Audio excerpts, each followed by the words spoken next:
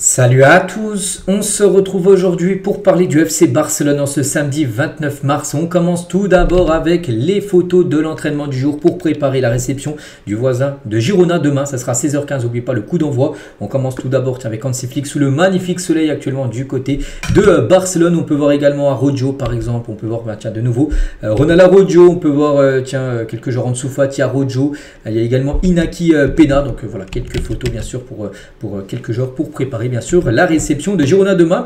On va parler cette fois-ci d'un communiqué officiel médical de la part du club. Il s'agit de Dani Olmo. On sait Dani Olmo a été blessé avant-hier lors du match contre Osasuna. Et communiqué médical, donc les examens réalisés sur Dani Olmo confirmaient la blessure au myofascial de l'adducteur de la jambe droite. Donc en gros blessé à l'adducteur dans notre jambe.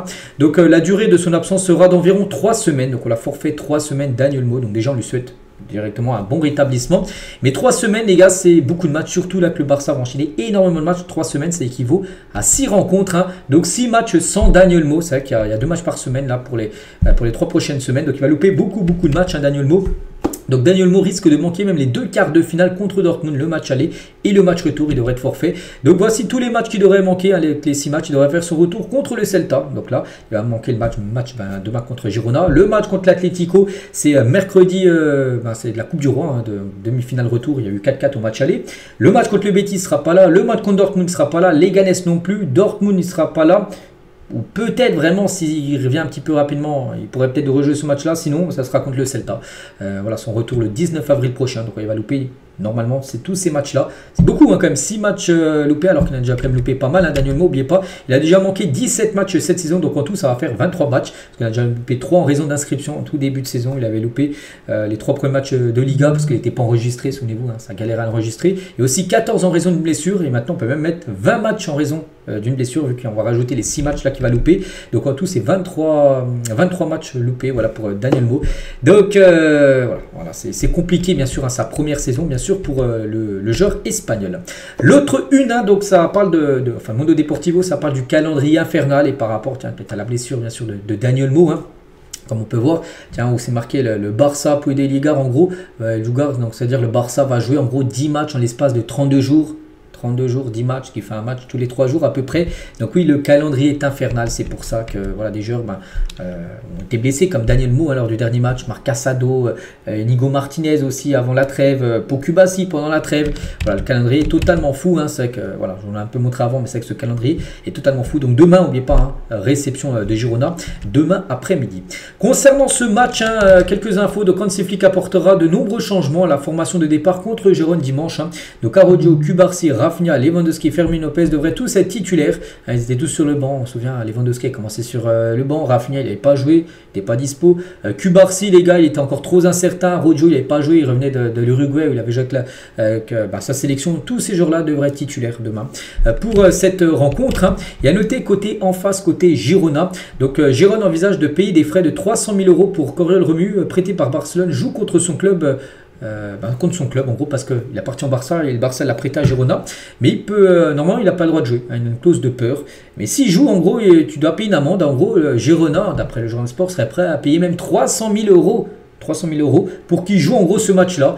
En gros il joue et du coup il n'avait pas le droit de jouer, du coup il prenait amende, ce serait 300 000 €. Ils sont même prêts à payer cette somme là pour qu'il joue demain contre le Barça. Coriol Remu, donc on verra après ça reste cher quand même 300 000 €. On verra ce que va décider bien sûr l'équipe de Girona. On va parler cette fois-ci d'Alejandro Balde. Quelle masterclass avant-hier, bien sûr, passeur D. Et mais surtout une note de 8.4 par rapport à sa performance. Et c'est vrai que les arrières latéraux de Barcelone cette saison, c'est pas mal. Balde, donc c'est 8 passes D. Et un but, et Koundé, c'est 8 passes D également et 3 buts.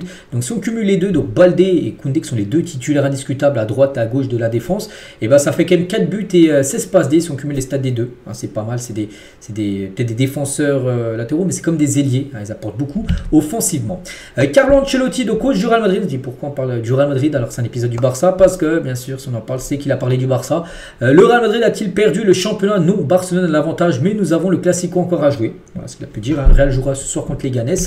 Et Ancelotti, il a dit Hansi Flick se plaint, je comprends la plainte, il manquait des joueurs, je suis d'accord avec ce qu'il a dit, que le Real Madrid n'est pas Barcelone. Voilà, en gros, ce qu'il a pu dire sur le Barça hier en conférence de presse du Real Madrid. On va parler d'Osasuna, l'équipe qui a pris 3-0 avant-hier. Et Osasuna a déposé un appel, on va dire un recours auprès de la FIFA contre le Barça pour avoir aligné Íñigo Martínez avant-hier. On se dit qu'est-ce que c'est que ça? Pourquoi Íñigo n'avait pas le droit de jouer, tout ça? En gros, c'est ça. Donc officiel, Osasuna dépose un recours contre le Barça auprès de la FIFA. Le club affirme que la présence de Íñigo Martínez sur le terrain donc jeudi soir viole une règle de la FIFA. Explication de quoi Osasuna se base sur une règle de la FIFA qui stipule que si un joueur est forfait avec son équipe nationale, mais pas qu'il devait il devait jouer avec l'Espagne. Il a annoncé son forfait, c'est Huijsen qui l'avait remplacé. Du coup, il n'a pas pu jouer les 2 matchs contre les Pays-Bas avec l'Espagne. Donc du coup, si un joueur est forfait avec son équipe nationale, il ne peut pas revenir jouer avec son club dans les 5 jours qui suivent le match international. Donc du coup, il ne pouvait pas jouer avec l'Espagne. Donc le dernier match était contre les Pays-Bas, c'était dimanche dernier. Et du coup, il n'a pas le droit de jouer avec son club, donc le Barça, on va dire, dans les 5 prochains jours. Et du coup, le match avait lieu dimanche avec l'Espagne. Donc le match contre Osasuna, c'était jeudi. Donc ça faisait seulement 4 jours. Et du coup, ils ont sorti cette règle-là, ce recours-là.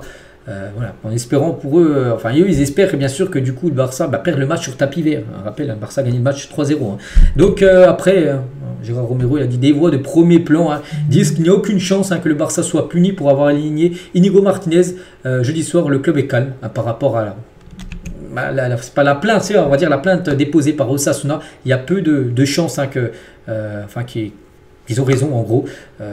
Voilà. Concernant bien sûr cette info, on ne sait jamais. Imaginez les gars, ce serait comme une catastrophe. Imaginez tu perds le match 3-0 sur tapis vert et à la fin de saison il te manque ces points là pour gagner la Liga. Ce serait une catastrophe. Donc, pour l'instant, le Barça a gagné officiellement bien sûr le match 3-0 bien sûr. Ferran Torres marque en moyenne un but toutes les 85 minutes, dépassant des noms comme Lewandowski toutes les 88 minutes et Harry Kane toutes les 90 minutes. En Ligue des Champions, aucun joueur n'a une meilleure moyenne de buts par minute que Ferran Torres, qui joue peu, qui est souvent remplaçant, qui rentre en cours de jeu. Et voilà, c'est lui qui a la meilleure moyenne en Ligue des Champions, l'une des meilleures moyennes aussi en championnat. Il fait mieux que Harry Kane ou même que Lewandowski. Hansi Flick est à la recherche d'alternatives pour remplacer Dani Olmo, vu qu'il est blessé. Donc 3 noms sur la table, donc Gavi, Fermin Lopez et Pablo Torre. Donc demain, Fermin, n'oubliez pas, on a parlé des joueurs qui devraient être titulaires. Fermin devrait commencer titulaire. Certainement à la place bien sûr de Dani Olmo. De Jong devrait être en forme pour le match contre Gérone. Lui aussi, il y a des chances de le voir titulaire demain contre Gérone. Francky De Jong. Et le premier choix pour remplacer Dani Olmo, donc avec Fermin Lopez, devrait être Gavi avec Fermin Lopez et Pablo Torre comme alternative. C'est un peu ce qu'on a dit. Voilà, juste avant, j'aurais dû mettre la faute. Juste après la première. On va parler cette fois-ci de Robert Lewandowski. Donc bonus dans le contrat de Robert Lewandowski à Barcelone. Donc 600 000 €. En gros, il a un contrat encore Lewandowski. Donc si par exemple le championnat a gagné, le Barça devra lui donner un bonus de 600 000 € en plus. S'il remporte le doublé national, donc Liga plus Coupe du Roi, c'est 800 000 €. S'il remporte la Ligue des Champions, c'est 1 million. Et s'il y a le triplé en fin de saison, ça sera 2 millions d'euros en plus dans le contrat. En argent en plus pour Lewandowski. C'est ce qu'il avait négocié bien sûr lors de sa dernière prolongation de contrat. On continue, on va parler, la dernière fois, on va parler Dani Alves, qui est ancien joueur du FC Barcelone et il est acquitté. Donc le Brésilien avait dans un premier temps écopé de 4 ans et demi de prison pour viol. Souvenez-vous, c'était je crois fin 2023 dans une discothèque à Barcelone.